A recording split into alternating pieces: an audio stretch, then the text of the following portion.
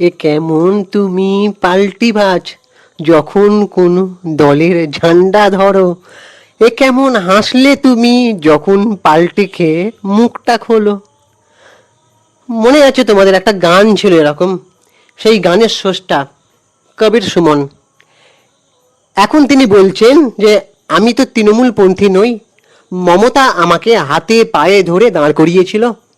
এ রাজ্যে যখন গেরুয়া ঝড় উঠল তখনই তিনি পাল্টে খেলেন অন্য সুর।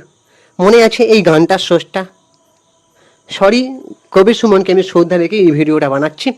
ওনার এই গানটা যখন আমি শুনেছিলাম খুব গুণমুগ্ধ ফ্যান হয়ে গেছি। আমি তখন কবির সুমন সম্পর্কে এতটা জানতাম না।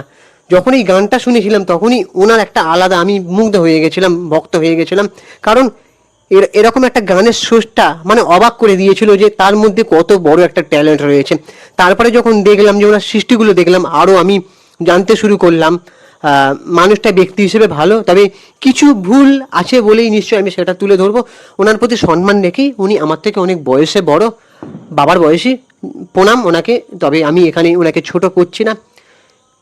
এই ভিডিওটা শুরু করার আগে একটা ছোট্ট রিকোয়েস্ট, আমাদের চ্যানেলটাকে সাবস্ক্রাইব করে দাও, ভিডিওটাকে একটা লাইক করো, পুরো ভিডিওটা স্কিপ না করে দেখো। দেখো, এবারে পরিবর্তন ঘটেছে একটা বড় সড়ো। এরকম একটা পরিবর্তন ঘটবে কেউ আশাই করেনি। সবাই পরিবর্তনের ডাক দিয়েছিল কিন্তু আশা করতে পারেনি। যাই হোক, পরিবর্তনের পর আমিও বেশ ভালো কিছু হওয়ার আশাতেই রয়েছি। যদিও আমাদের চ্যানেল কোনো দলের হয়ে প্রচার করে না, একমাত্র সঠিক তথ্য এবং ন্যায্য কথা তুলে ধরে সাধারণ মানুষের হয়ে। হ্যাঁ, কিছু ব্যক্তিকে নিয়ে, তাদের ভুল কে নিয়ে একটু বলি, তুলে ধরি, সেটা সম্মান বজায় রেখে। কাউকে ব্যক্তিগত আঘাত বা পার্সোনাল অ্যাটাক করে বা গালিগালাজ করে আমাদের শোভা পায় না এরকমভাবে ভিডিও করার। অনেকে করে, কিন্তু আমি ভুলটা তুলে ধরি, কিন্তু আঘাত করি না ব্যক্তিগতভাবে, বা হুমকি ধামকি দেওয়া বা গালিগালাজ করা, এগুলো শোভা পায় না। এটা আমার চরিত্র নয়, বা আমি এমন কোনো শিক্ষায় বাস করিনি।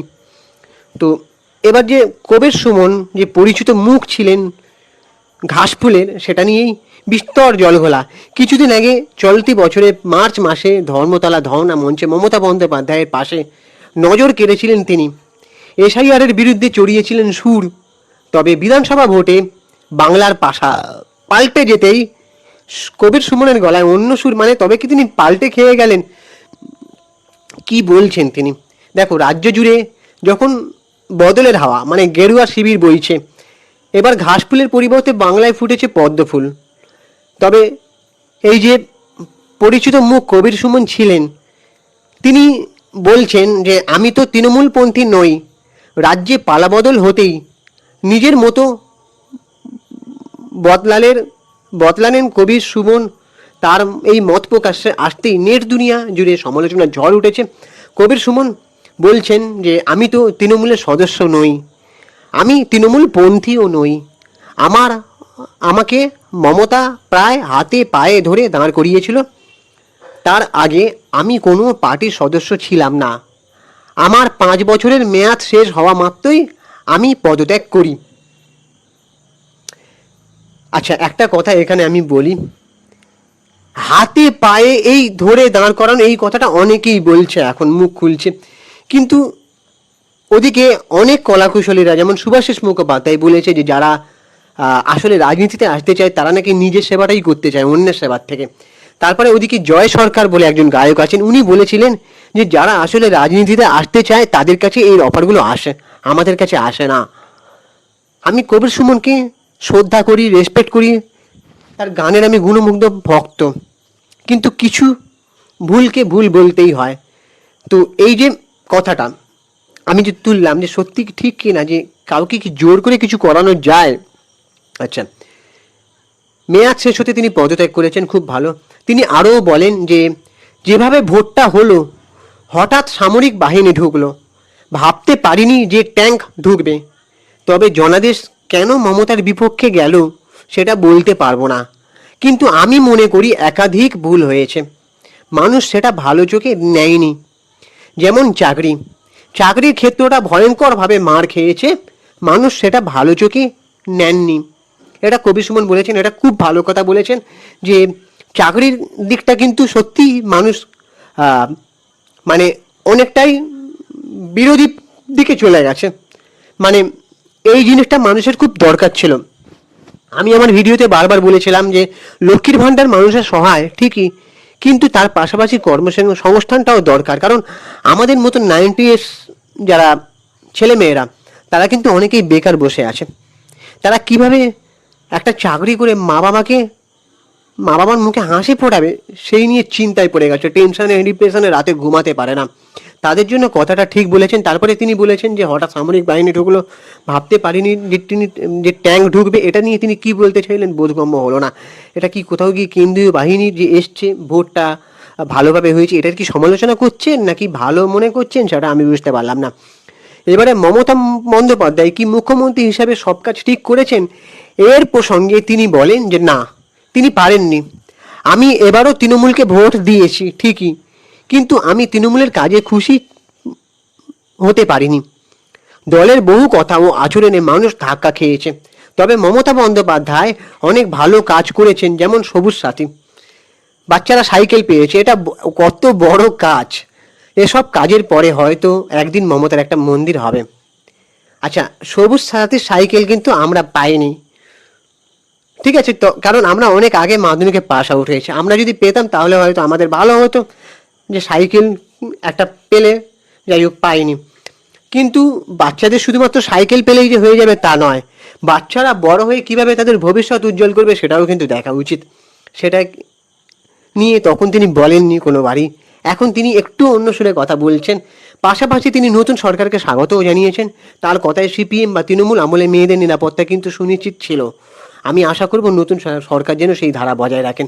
মেয়েরা যদি সুরক্ষিত থাকে তাহলে অভয়কাণ্ডের মতন ঘটনা কেন ঘটলো? মেয়েদের নিরাপত্তা নিয়ে কথা ওঠে যখন এরকম একটা কথা উঠে আসে যে মেয়েরা সন্ধ্যের পরে কেন বাইরে বেরোবে, তখন তিনি কিন্তু একটি বাক্যও খরচা করেননি। এখন তিনি বলছেন যে ভোট দিয়েছেন এই টিএমসিকে, কিন্তু কাজে ভুল আছে, ভালো কিছু দেখো ভোট দেওয়াটা ব্যক্তিগত ব্যাপার, ওখানে আমি কিছু বলতে চাই না। কিন্তু যখন একটা জিনিস নিয়ে বিরোধিতা করছেন, তার মানে উচিত হচ্ছে সব কাজকে নিয়ে বিরোধিতা করা, মানে যে কাজগুলো অ্যাকচুয়ালি জনগণের চোখে ভালো লাগছে না, এটা একটা দায়িত্ব জ্ঞান থাকা উচিত। যদিও কবির সুমনের দায়িত্ব জ্ঞান নিয়ে বলার মতো ধৃষ্টতা আমার সাজে না।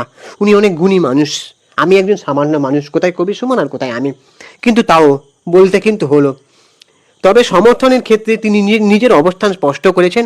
কবির সুমন বলেন, এখনও ভোট হলে আমি তৃণমূলকেই দেব, তবে সেরকম কোনো কমিউনিস্ট পার্টি এলে আমি বুড়ো বয়সেও তাদের সদস্য হওয়ার চেষ্টা করব। আমি তাদের জন্য গান বাঁধবো, তাদের পাশে থাকাকালীনই যে কোনো সরকারের যদি ভুল ভ্রান্তি হয় সেটা নিয়ে মুখ খুলতে হবে। কারণ আপনারা অনুপ্রেরণামূলক মানুষ। আমি বলছি না যে আপনি মানে সরকারের বিরুদ্ধে আঙুল তুলুন, সরকারের মুখের সামনে গিয়ে বলুন এমন না। আপনারা তো গান বাঁধেন, তাই তো? গানের মাধ্যমে আপনারা প্রতিবাদ করুন।